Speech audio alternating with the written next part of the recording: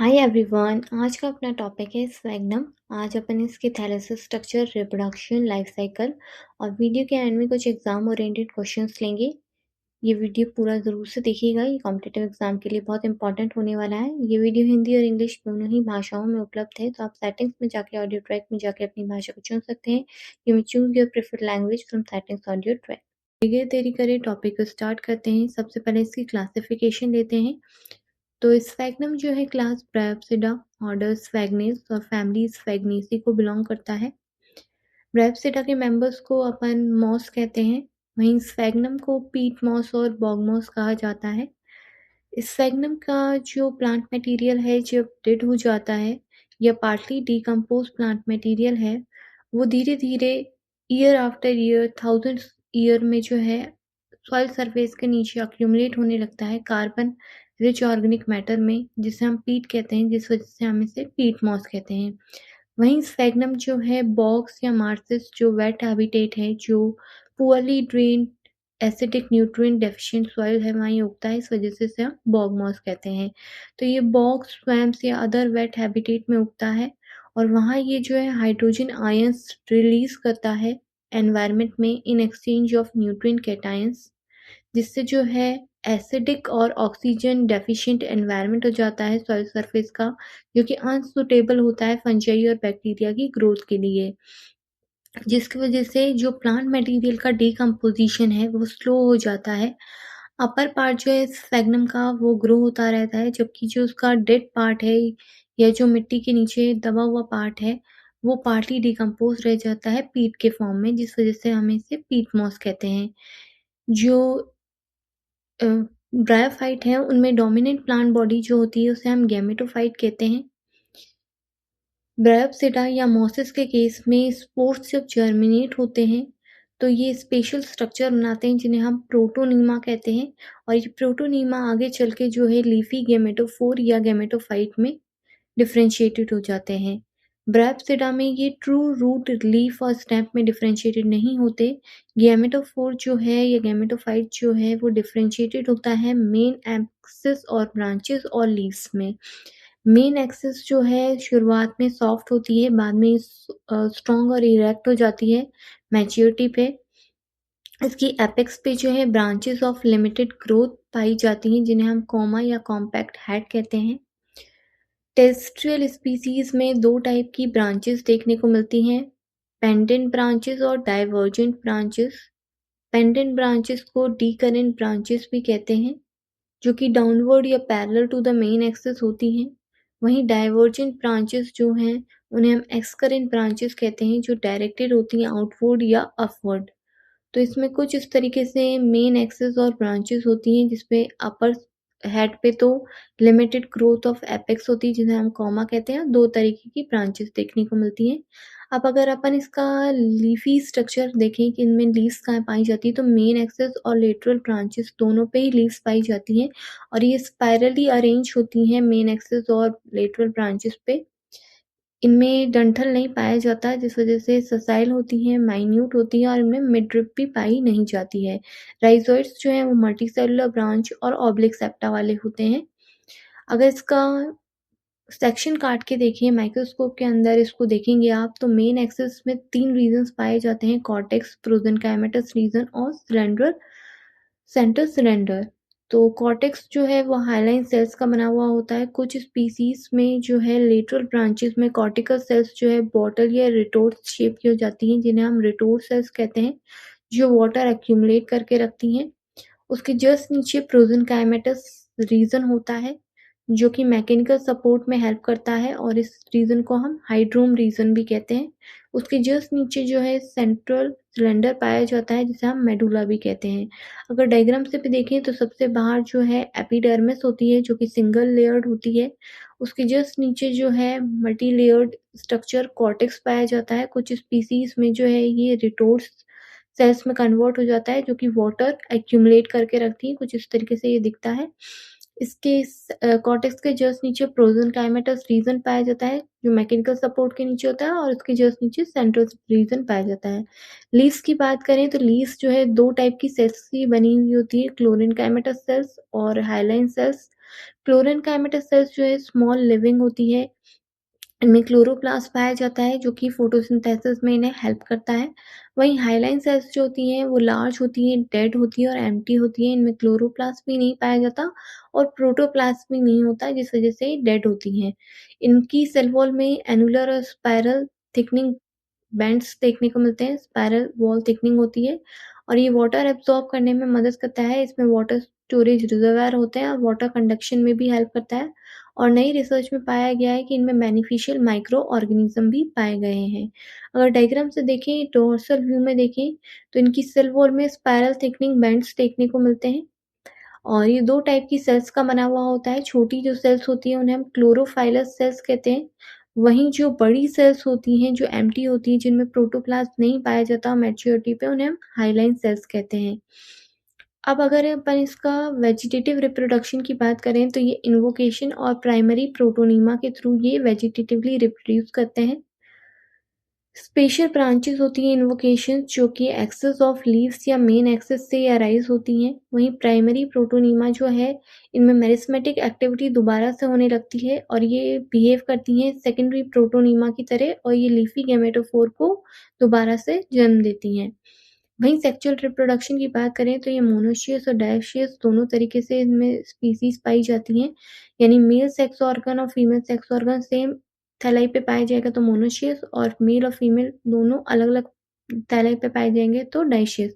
और एंथ्रीडियम जो है वो एंथ्रीडियल ब्रांचेस में पाया जाता है जो एक्रोपीटल सक्सेशन में ग्रो होता है, यानी यंगेस्ट जो है एपेक्स पे देखने को मिलेगा और ओल्डेस्ट जो है बेस पे देखने को मिलेगा। वहीं आर्चिगोनियम जो है वो भी आर्चिगोनियल ब्रांचेस में देखने को मिलता है और 8 से 10 आर्चिगोनियम में नेक कैनाल सेल्स पाई जाती हैं। एंथ्रीडियम के डेवलपमेंट की बात करें तो एंथ्रीडियल इनिशियल से ये बनता है जिसमें 2 ऑब्लिक इंटरसेक्टिंग डिवीजन होते हैं, जिससे बाहर की तरफ जो है पेरिक्लिनल एंटीक्लिनल डिवीजन से जैकेट लेयर बनती है। वहीं इनर प्राइमरी एंडोगोनियल सेल्स जो है आगे चल के जो है एंथ्रोज़ोइड मदर सेल की तरह फंक्शन करते हैं और इनमें डिवीज़न होता है एंथ्रोज़ोइड मदर सेल में और ये मेटामॉर्फाइज़ होके बाइफ्लैजिलेटेड एंथ्रोज़ोइड बना देते हैं। जब ये मैच्योर हो जाते हैं तो एंथ्रीडियम रप्चर होता है और ये बाहर रिलीज़ हो जाता है। इसी प्रकार जो है आर्चिगोनियम भी जो है आर्चिगोनियल इनिशियल से डेवलपमेंट स्टार्ट होता है। इसमें 3 पेरिफेरल सेल्स बनती हैं जिससे जो है जैकेट इनिशियल का डेवलपमेंट स्टार्ट होता है और सेंट्रल में जो है एक्सियल सेल पाई जाती है। ये एक्सियल सेल जो है कवर इनिशियल और सेंट्रल इनिशियल में डेवलप हो जाती है। कवर इनिशियल जो है 8 या ज़्यादा कवर सेल्स बनाता है। वहीं जो कवर सेल्स हैं ये बन जाती हैं और सेंट्रल सेल्स से प्राइमरी नेक कैनाल सेल्स जो भी 8 या 10 के नंबर में होती हैं। वहीं वेंट्रल सेल जो है वेंट्रल कैनाल सेल और एग में डिफरेंशिएटेड हो जाता है। तो जो जैकेट इनिशियल है वो जैकेट लेयर फॉर्म करती हैं और अंदर जो है इस तरीके से फॉर्म होता है। फर्टिलाइज़ेशन की बात करें तो एंथ्रीडियम में बाइफ्लैजिलेटेड एंथ्रोज़ोइड बनते हैं, वहीं आर्चिगोनियम में नॉन मोटाइल एग बनता है। वाटर की प्रेज़ेंस में फर्टिलाइज़ेशन होता है जिससे ज़ाइगोट बनता है और ज़ाइगोट से एम्ब्रो का फ़ॉर्मेशन होता है। ज़ाइगोट जो है वो मदर सेल की तरह फ़ंक्शन करता है स्पोरोफ़ाइट की। स्पोरोफ़ाइट जो है डिपेंडेंट स्ट्रक्चर होता है गैमेटोफ़ाइट पे। ये एपीबेसल और हाइपोबेसल सेल में डिफरेंशिएटेड होता है। आगे ये फिलामेंटस स्ट्रक्चर बनाता है। कुछ इसकी सेल्स जो है right angle to each other divide करती हैं जिससे क्वाड्रेट एम्ब्रो बनता है। उनमें से कुछ सेल्स में फिर से पेरिक्लिनल डिवीजन होता है parallel to the surface of organ जिससे एम्फीथीशियम और एंडोथीशियम लेयर बनती है। एंडोथीशियम जो सेल्स हैं वो डिफरेंशिएट करके स्ट्रेल कोलुमेला बनाते हैं, वहीं एम्फीथीशियम लेयर जो है पेरिक्लिनली डिवाइड करता है और बाहर की तरफ कैप्सूल वॉल बनाता है और अंदर की तरफ स्पोरेंजियस टिश्यू बनाता है। ये आगे चल के जो है स्पोर मदर सेल की तरह फंक्शन करती है और मियोसिस से स्पोर्स बनता है। डायग्राम से भी देखें तो ज़ाइगोट है, इनमें ट्रांसवर्स डिवीजन से एपीबेसल और हाइपोबेसल सेल्स बन रही हैं। आगे चल के ये फिलामेंटस स्ट्रक्चर बनाता है जिसमें होस्टोरियम भी देखने को मिलता है। आगे इसमें पेरिक्लिनल डिवीजन होता है जिससे एंडोथीशियम का फॉर्मेशन होता है और जो है एम्फीथीशियम बनता है। एंडोथीशियम जो है स्ट्रेल कोलुमेला बनाता है, वहीं अ, एम्फीथीशियम जो है डिवाइड करेगा, कैप्सूल वॉल बनाएगा बाहर की तरफ और अंदर की तरफ स्पोरेंजियस टिश्यू बनाएगा। जो स्पोरेंजियस टिश्यू है ये आगे चल के जो है डिफरेंशिएट करके स्पोर मदर सेल की तरह फंक्शन करता है और इनमें मियोसिस से स्पोर्स बनते हैं स्पोर सेक के अंदर। ये आर्च अप होके रहते हैं कोलुमेला के ऊपर, ये अपन देख सकते हैं डायग्राम से। तो अगर इसका पूरा डेवलपमेंट के बाद इसका स्ट्रक्चर देखें तो ये फुट, सीटा और कैप्सूल में डिफरेंशिएटेड होता है। फुट जो है वो बल्बस पार्ट है, पेरेन्काइमेटस सेल्स पाई जाती हैं। सीटा जो है फुट और कैप्सूल के बीच में पाया जाता है। कैप्सूल जो है इसका अपर पार्ट होता है जो कि एक लिड लाइक ओपनिंग ओपर्कुलम से बाहर की तरफ खुलता है जब ये मैच्योर हो जाते हैं स्पोर्स। इनमें पेरिस्टोम टीथ पाए नहीं जाते जो कि और मोसिस में पाए जाते हैं। ओपर्कुलम जो है रेस्ट ऑफ द कैप्सूल से एक एनुलस लाइक स्ट्रक्चर से सेपरेट करने में इसको मदद करता है। एनुलस इसमें प्रेजेंट होता है। जो एंडोथीशियम था वो एक स्ट्रेल पार्ट कोलुमेला बनाता है जिसके ऊपर डोम शेप्ड स्पोरेंजियस टिश्यू आर्चअप होके रहता है जिसमें स्पोर्स बनते हैं म्यूसिस से और यंग स्पोरोफाइट कैलिप्टो और पेरिन्थीशियम से कवर्ड रहता है। स्पोरोफाइट का फुट जो है वेनिजुला से सराउंडेड रहता है, वहीं सूडोपोडियम जो है ऊपर की तरफ कैप्सूल को एलिवेट करने में मदद करता है। डायग्राम से भी देखें तो पेरिस्टीशियल लीव्स हैं।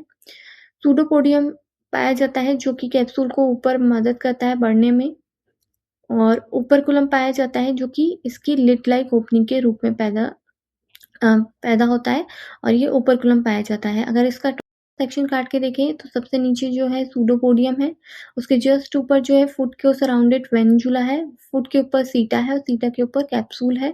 कैप्सूल में कोलुमेला लेयर पाई जाती है और कोलुमेला के ऊपर स्पोर सैक होता है। स्पोर सैक के जस्ट ऊपर जो है ओपर्कुलम पाया जाता है। ओपर्कुलम जो है एनुलस दोनों तरफ पाया जाता है जो इसे सेपरेट करता है रेस्ट ऑफ द कैप्सूल से और इसमें जो है कैलिप्ट्रा और पेरिथीलियम लेयर पाई जाती है और इनमें स्पोर्स बनते हैं स्पोरोफाइट में। तो जब स्पोर्स बन जाते हैं तो कैप्सूल वॉल और कोलुमेला जो है वाटर लूज़ कर जाती है, ड्राई हो जाता है, वॉल्यूम जो है कैप्सूल का डिक्रीज़ होने लगता है और एयर प्रेशर इसमें बढ़ने लगता है। एयर प्रेशर इतना इंक्रीज़ हो जाता है कि ओपर्कुलम जो है बाहर की तरफ एनुलस से ब्रेक हो जाता है और स्पोर्स जो है बाहर की तरफ डिस्पर्स होते हैं एयर गन या एक्सप्लोसिव मैकेनिज़्म से। क्योंकि इसमें स्पेशल टाइप का मैकेनिज़्म पाया जाता है एयर गन एक्सप्लोसिव मेथड, तो ये और मोसिस से थोड़ा डिफरेंट होता है। इस पॉइंट को भी आपको कॉम्पिटिटिव एग्ज़ाम के लिए याद रखना है।